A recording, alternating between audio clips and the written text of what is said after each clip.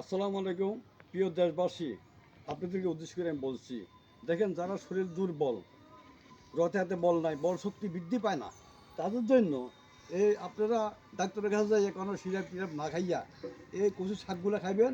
দেখেন এই কচু শাকগুলো খাইবেন, এগুলো খাইলে শরীরের ভিটামিন বৃদ্ধি পাবে এবং রুচি আসবে। আসুন, সাথে সাথে আপনাদেরকে আমি আরেকটা জিনিস দেখাতেছি প্রিয় দর্শক। দেখুন, এগুলো হলো কলা গাছের ছোট, এগুলো হলো কলা গাছের ছোট।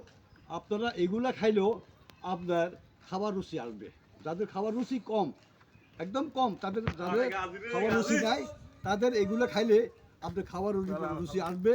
এগুলা তেল দিয়া, পেঁয়াজ রসুন দিয়া ভাজি করিয়া খাবেন, গরম ভাত দিয়ে ইনশাল্লাহ। হ্যাঁ, সবাইকে ধন্যবাদ। আসসালামু আলাইকুম রহমতুল্লাহ